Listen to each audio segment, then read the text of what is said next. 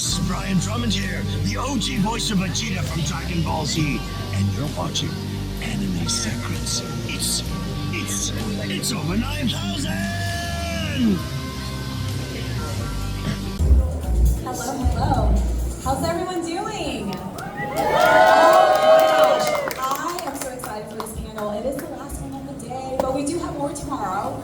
But what a way to end our first day than none other with the Dragon Ball Z panel. And we have some very awesome guests waiting. Are you ready to meet them? Awesome. Well, first up, everyone please give a big Pasadena welcome to Sonny Strait.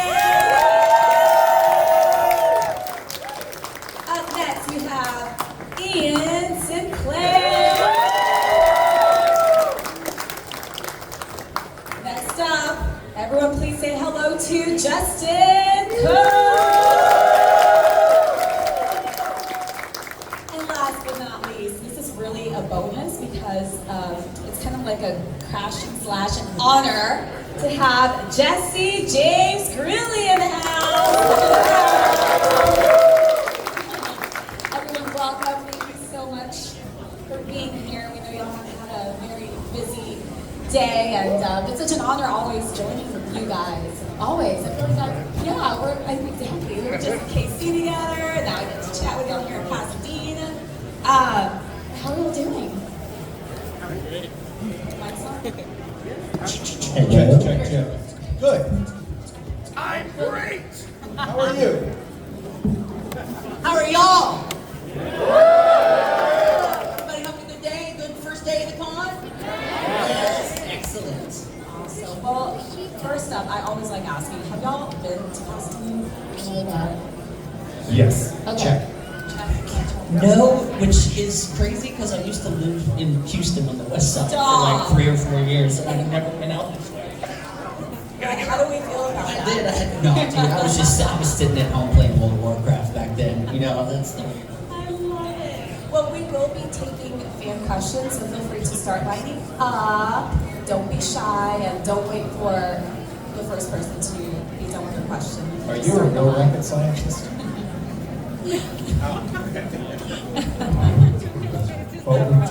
Look at you. Hey. Appreciate you. Good morning. Oh no! Alright, here's the thing. If y'all don't get up and ask questions, we're going to start with this dude here and go down the road. Y'all push. Exactly. You don't want to. I love that. Alright, now I'm supposed to be through one.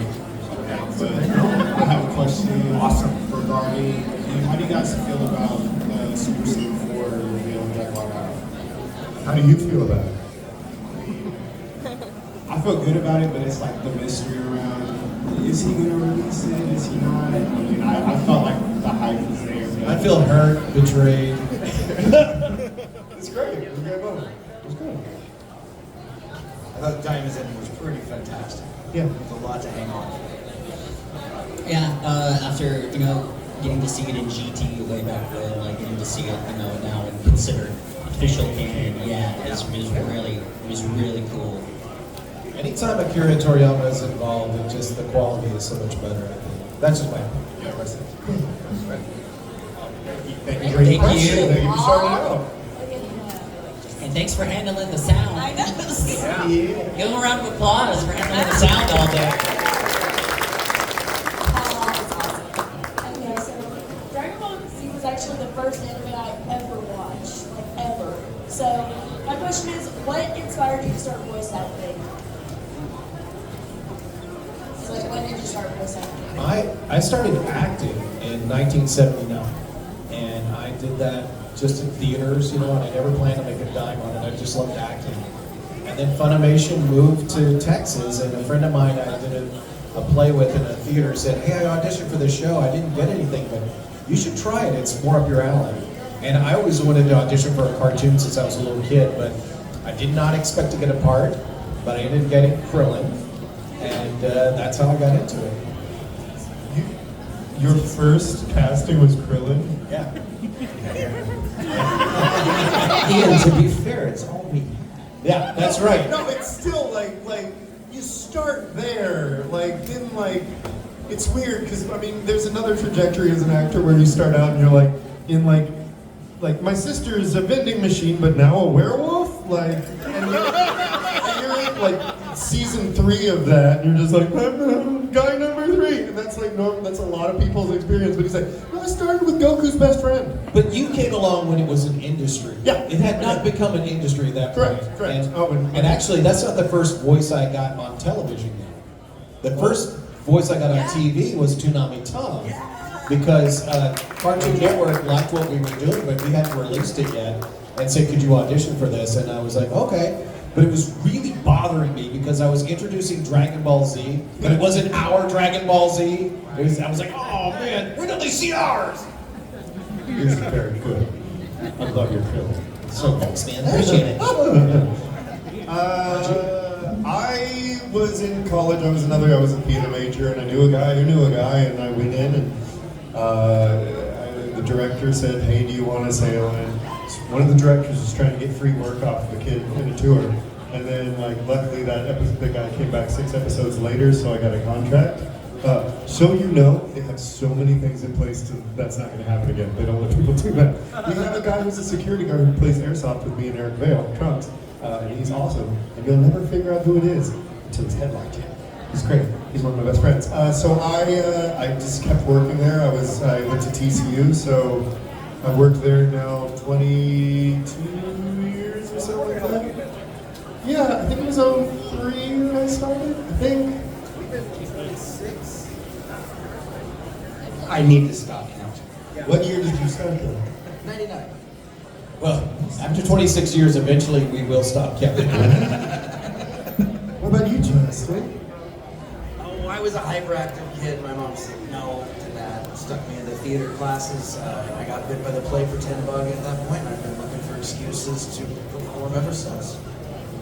Didn't you do, now this might be a rumor, did you do a production of Jesus Christ Superstar in your backyard? These are true facts. Okay, this is cool. I'm guessing. I'm just going to throw this. Jerry was in it, I'm betting? Yeah. Who did Jerry play? Who do you think Jerry played? Jesus. Oh, that's good. Yeah. Not enough people know that Jerry Jewell has the voice of an angel, and it is a true, like... It's the voice of Jesus. In that one show. And most people don't know that. One of the best singers I've ever met. Anyway.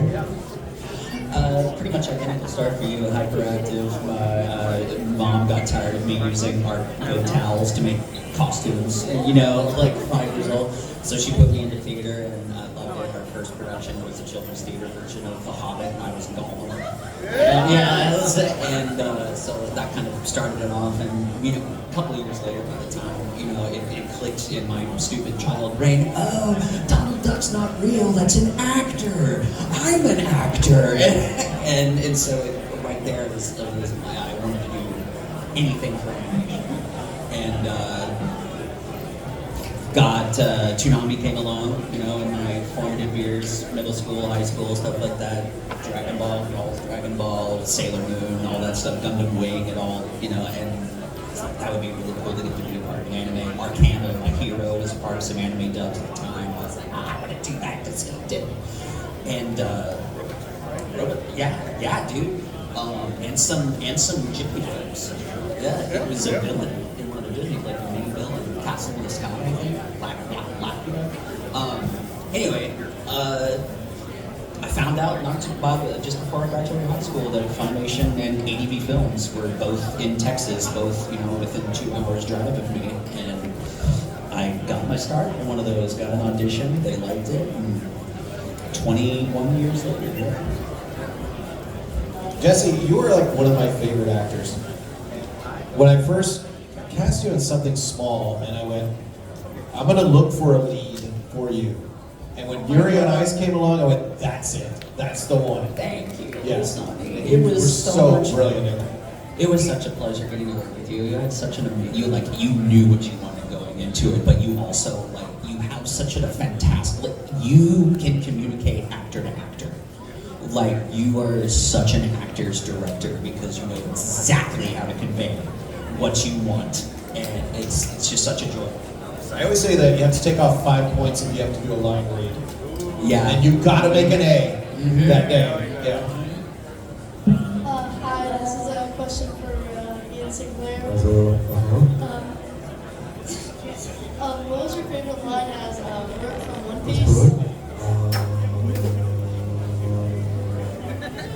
yo ho ho. Okay, so weirdly the thing is with Brooke, it's never the specific lines that I really like. It's just I'm not in control of Brooke anymore, and I haven't been for like almost a decade now. It just kind of happens. Yeah, it just falls out. And the funniest thing is not what you said. It's like, why did I say it that way? That was weird. Like, good for you. And it's just funny. Why did Brooke say it that way? Well, it's because it's Brooke. I mean, one of my favorites that I like right now is he made a skeleton joke when he said something like, "Oh, it smells, or at least it would if I had a nose, yo ho ho." He said the yo ho ho at the end like he felt like he had to. Like it's like, and then I said a joke, yo ho ho, and just when he does that, it's like that's dumb, buddy. That's dumb. And that's anything like that makes me laugh. So thank you. I appreciate that. Yo ho ho. Yo ho ho. What do y'all think is y'all's hardest line you've ever had to say in any anime? Hardest thing to say.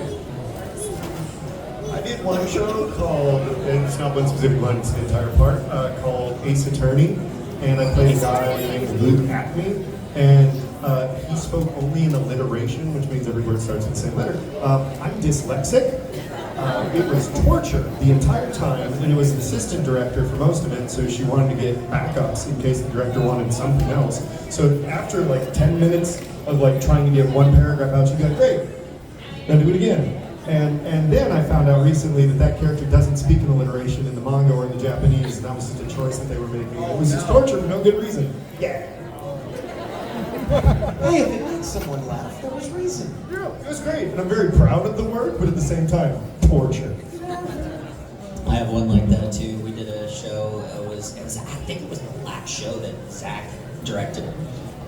Future Diary, and amazing show. So much fun. I played Yuki, and the problem was the first 20 out of 25 episodes, there was, I guess, some sort of error on the discs that they sent, and there was no music and no sound effects. And it was Japanese dialogue and everything was all there. No music, no sound effects. And like, I take so much of my emotional cue from a scene from the music. Like, it's, it really kind of sets it, like, I try to read like my lines in a way that it kind of harmonizes with the music in a way. And so with that gone, it was just, I was complete.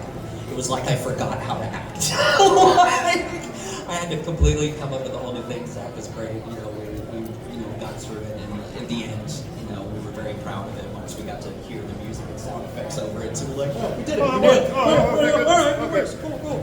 But it was torture for those. I hate playing without a soundtrack. It's very difficult. All of Dragon Ball. Yeah, I remember those days. Yeah. What? All of Z was recorded without music and sound effects. And remember, they would replace the music, which Right. actually wasn't created until after the episodes were recorded. Yeah, by There fault was a there, process yeah. where someone would go through with the script. And we had no clue from the Japanese either. No, it was just us and the script and the timing of the mouth. Yeah. That is impressive. You have no idea. Hello. I want to talk about the origin of the Saiyan. Okay. Because I know that Bardock and then Broly had the super movie. And that we saw more of Raditz. I want to know if there'll ever be a spin-off with Raditz just with his whole entire history. Resurrection arm. Yamcha needs someone to fight. I'd watch that.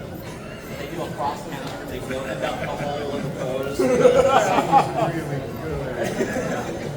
But yeah, we just don't know that much about Raditz. Yeah, I feel like Raditz has been passed up by this point in the storyline with where we are in Super. I think he's in the same place of limbo that Launch is.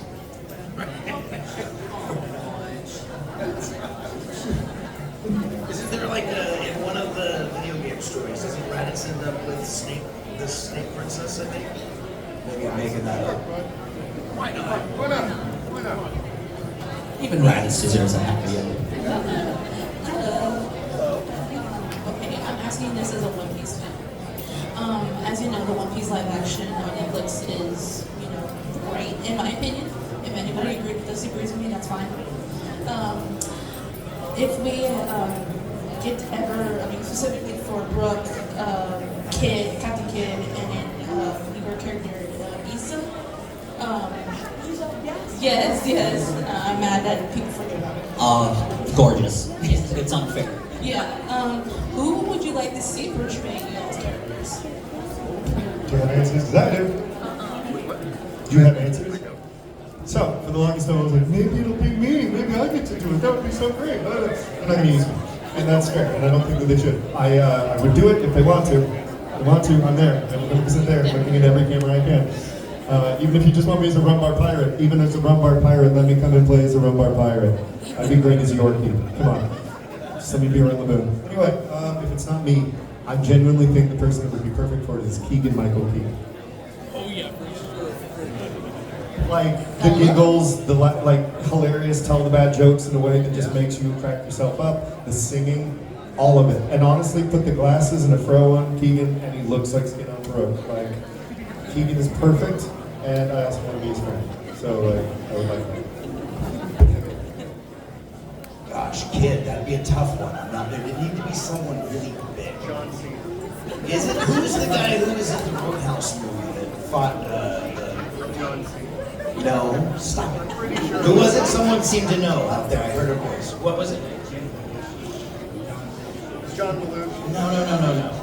He's playing with me, yes. Roadhouse. Jake Gyllenhaal version. The redhead guy who fights. Conor McGregor? Yes, maybe Conor McGregor. Okay, honestly, yeah. That'd be pretty fun. Oh, what's that goofy there doing? I'm sorry. He's gonna beat me up backstage at a con someday. Can I just say, those Super Saiyan shoes that you guys have are just dude. amazing. Are those Crocs? Yeah, they're Vegeta. Can you buy them that way, or are those custom? No, those are the Vegeta Crocs. Oh, I'm getting them. I am getting those Crocs. Those are amazing. Yeah, it's fantastic. Oh wow. Good parenting, right there. That's parenting. Not even Got the kidding. little Brits and big Brits. Love it. versions. Oh. This is like school moments. Who's the new Jet Li? John Cena. He'd be invisible in the show. He's got to play Absalom. That's dumb. I want that now. Oh, no, that'd be so stupid. It's an invisible character for One Piece. That's the joke. Okay. Thank you, though. From Thriller Bark. Thriller Bar. Absolutely. Is this for everyone? In the Dragon Ball universe, for all of your characters, if you could grant one wish for Shenron without no limitations or rules, what would it be? That Krillin wishes for the Ultra Instinct. Because I don't think he needs to wish for it. It's a martial arts move. I think he could do it. He's just lazy. He's a shiftless, lazy, bald-headed bastard. See, but at the same time, genuinely think that if Krillin went to Whis and was like, this is Korean barbecue or something like that, he'd be like, oh, I like you. Yeah. Do you want to learn how to not think? But honestly, if he would just go, like on the weekends, go out to a field somewhere and practice Destructo Disc, so you would learn how to hit stuff with it, it would be amazing. Super easy. If I was him, I'd be practicing every day. Dragon Ball would be a much shorter series. I would just like, Solar Flare, Destructo Disc, everyone's dead. Moving on. I think Whis would go, Shenron would be like, what is your wish? And Whis would be like, that's cute. I'm good. That's what I was thinking for Grills. Let me see your menu. The Grand Minister and the Super Dragon are like besties. It's like, oh, Shenron. Oh, hot. The Namekian one, right? I created all of existence. Oh, I'm fine. Anything I need, I've got. Give it to Actually, somebody else. Give it to do you somebody have else. some diapers for the Zenitors? Oh my God, right? Dear God. It's half the job. I like the idea that Raditz would say, could you make me nice?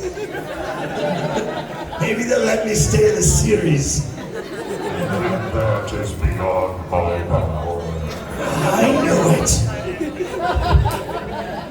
Hey, give me a few more of those androids. They're awesome. Yamcha wishes to be relevant.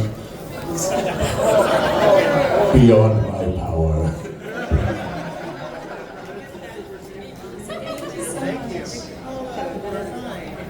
I'm planning to be a voice actor when I grow up, and I want some tips. Well, you already started off right with having the Dr. Pepper t-shirt. That's going to open doors for you. Especially in Texas, we Don't all grow love up. pepper. Don't grow up. Don't grow up. Did you really want tips? Actual Come back here. Easiest answer would be to go to iwanttobeavoiceactor.com. It is created by one of the best, one of the longest running and most prolific voice actors out there. And has all the great starting information you could ever want.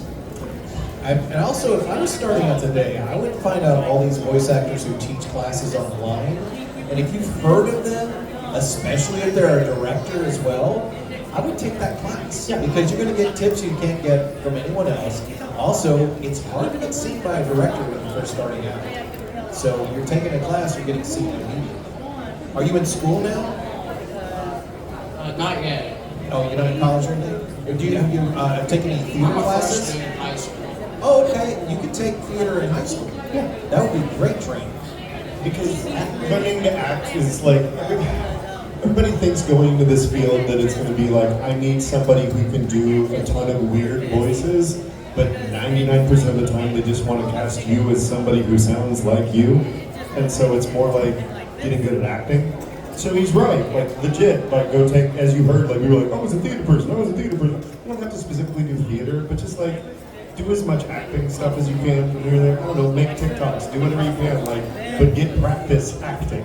The great thing about theater, though, is that you're getting a real-time reaction of public, like to laugh or to cry or whatever, and that becomes instinctive after you do it for a while. And when you're in a booth, it's just you and the director, right, and an engineer. So you have to know how to move people when you go in there.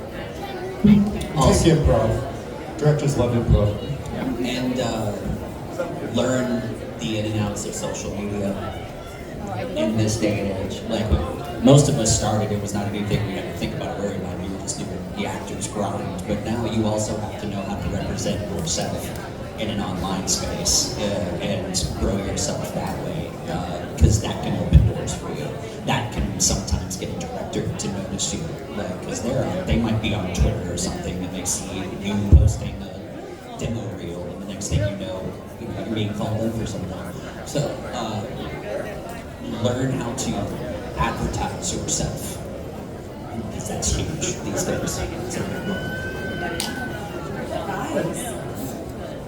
thank you so much. Thank you. Good luck to you. And don't grow up. Hello, thank you for being here, by the way. I appreciate y'all being here. Thanks for having us. I just wanted to say, how much do y'all follow the drumroll stuff kind of outside of Super and Scene and all that, like drumroll heroes or the Xenoverse stuff? Like, what's your thoughts on that, like Super Saiyan 4, Bardock, or Super Saiyan 3, Raditz, and all that? Like, according to Toyotaro in a recent interview, that's all canon. What? Yeah. He says it's all kind of canon to me. Like it's all Dragon Ball, it's all good, it's all kind of canon. But like, we in our community take the word canon so deeply seriously, but he said it, and it's like, it's all canon. And there are so many like arguments that literally, when Zamasu and Gowasu are looking at the different rings, the different realities, there are people that'll be like, that right there's GT, that's Dragon Ball Heroes, and these are the different universes. See, they're all canon in different rings. Some people have said that too. It's great stuff. Jesse and I have been playing Dragon Ball games together for decades now. Like, the games are fantastic. The side stuff, I mean, most of us are also Dragon Ball. I know Jess and I were Dragon Ball fans forever. Yes. These two made it, so like it's a little different for them, but like for us too, like we enjoy it the same that you do, because we're still Dragon Ball fans. We just get to occasionally talk to Goku, which is weird. A little weird. Yeah, it's still weird for me now to think that we'll be like, I'm stronger than Goku. So much stronger. My character is stronger than Goku. You are one of the only reasons I can't say that I'm the strongest in all of Z. Well, I'm the strongest in Z because Battle of Gods was a Dragon Ball Z movie. But then once Super comes, like, my daddy. My dad is so. We're all big fans. It's great My stuff. dad could kick your dad. Oh, just. My dad could whoop everybody's butt. My DB dad, everybody. But yeah, and like, we would talk like DBZ theories, you know, like fan theories and stuff like that all the time. You know, like it's kind of a pastime. Like I've always enjoyed the thought of like, because you know how at the very end of the Super tournament, when he asks 17 what he's going to wish for, the way he phrases it, both in the sub and in the dub, is I wish for all universes that were erased to be brought back. You know, he doesn't say all the universes that were erased in this tournament. It's like all he the extra says ones. every universe that was ever erased, and we already know that there used to be like almost 20 universes, and like half of them got wiped out. So, did that just bring back a bunch of universes? Why were those universes erased? Is it because something super evil and powerful had to be banished there, or I don't know, like. Thinking about fun stuff like that, you know, is I think one of the core fun parts of being part of the Dragon Ball community, because then you get stuff like Dragon Ball Heroes, and back in my day it was Dragon Ball, not Legends, After Birth or After Death or something like that. Oh, AF? Yeah, AF, thank you, Dragon Ball AF, yeah, so that was our fan canon and stuff back then, but, you know, and it changes over time, but like you said, in a way, it's kind of all canon in its own way, especially when you are inhabiting a universe with multiple universes. Yeah. Thank you very much. Just a great big girl my DB dad. That's right, son. Sorry, Dad. And I love telling Sean who's your daddy.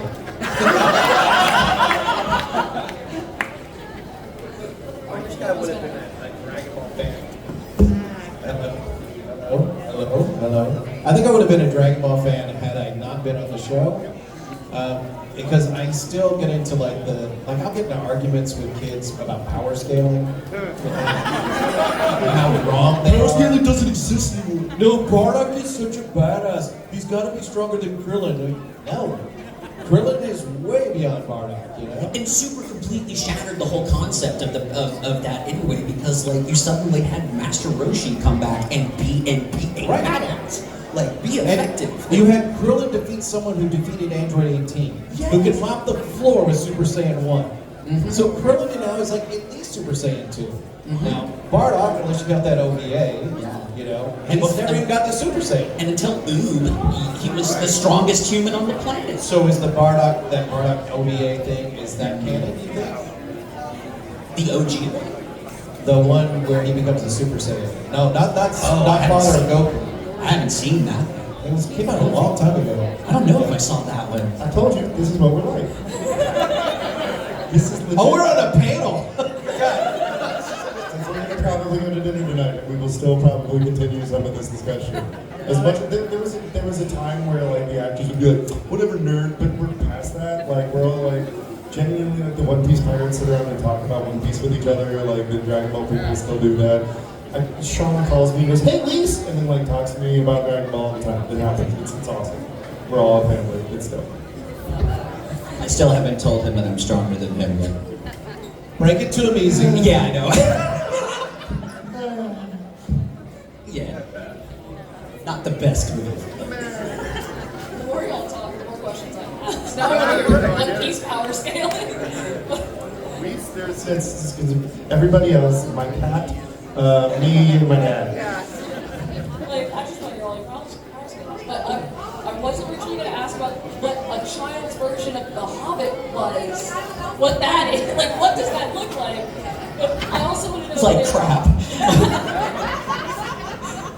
I also just want to know if there are any roles that you guys have played or any animes that you've been involved in. Because I know some of y'all work behind the scenes a lot. That you wish you could have gotten more of, or would be brought back.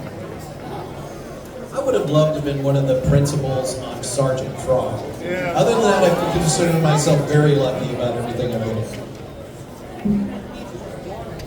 You know, I was about to say Love is War, but I hear we're doing, or I don't know if we're doing it, but I hear more Love is War is going to come out. I don't know if it's a movie, I don't know what it is, but anytime there's Love is War, I'm very, very happy.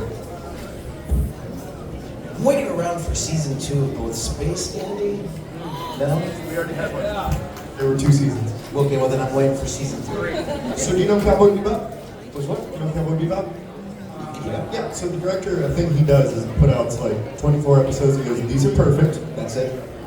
I mean, there's no bad episodes, either of those. There's no bad Samurai Champloo. There's no bad, any of his shows. That's what he does. He goes, these are perfect. Then a season 2 of Beck Mongolian Job Squad. Oh, Beck. Yeah, y'all know me. So wait, what exactly was the question? What do we want to show that we'd like to see? So that we like to see every show I've ever been in other than Attack on Titan. Because it actually ended. Every other one of my shows ever has left open. I want more Princess Jellyfish. I want more Devil as a Part-Time. Yeah. I want more High School DxD. I want like 20 of them. MMO Junkie. Which one? MMO Junkie. MMO Junkie. So good. MMO Junkies. I would love to play Koro Sensei again, but it would ruin it to do another series. Another season of Yuri on Ice would be pretty great. They promised that. They did. They also promised a movie, and then they canceled it. Yo, Jessica would be nice. Freaking Toriko. Yeah, Toriko. down for that. More Toriko. From your lips to Toei's ears. More exists in Japan. Love you, Toei. Love you so much. You know I do. You know I do. Thank you. And last question. I'm done. Hi. So, I was wondering, like, whenever you're in your daily life, do you ever accidentally use your character voices? Like, did your just character voices just slip out on accident sometimes? Some of them, if they're close to my regular speaking voice, like Lupin III was just me a little bit more smarmy, and I would do that all day and come home and go, "Hi, honey," and my wife would go, "Lupin today?" Or how do I talk? Yeah, this is it. I was gonna say no, but it just occurred to me. So I was playing Airsoft, and I had just built out this new high kappa, and I loved my new gun, and it was so cool, and I was doing really well. This dude came up to me and goes, "Dude, I'm so glad to see that you're on my team this round. You're freaking terrifying." And I went, "Thank you." Yeah, and I'm in full camo, like full chest guard, bulletproof, everything. I went, "Thank you." I mean, yeah, man. No, the one thing I'm gonna go out. God, I gotta get better about that. Yeah.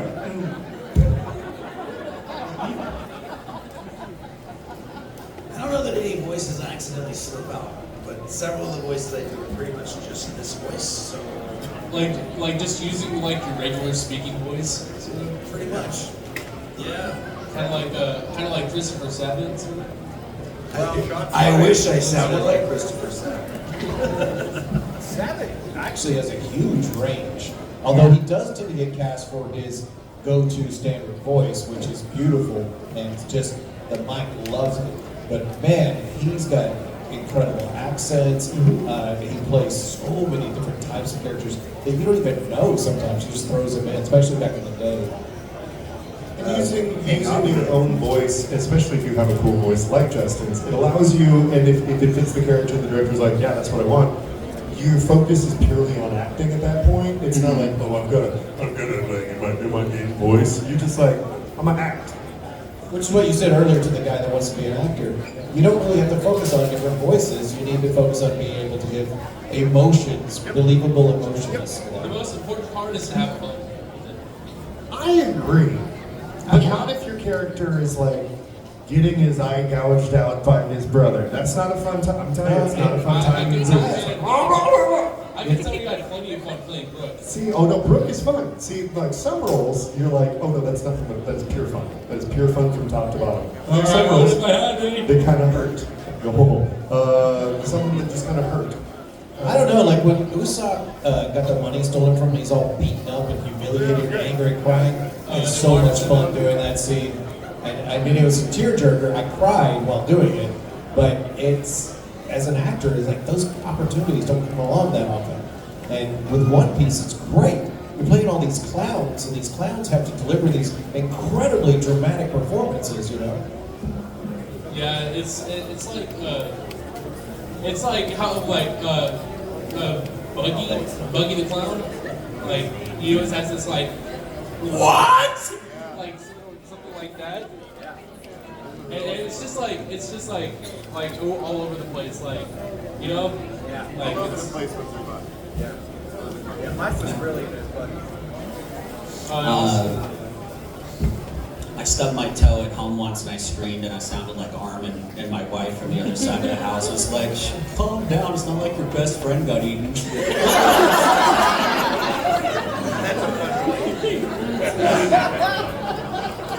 I bet it.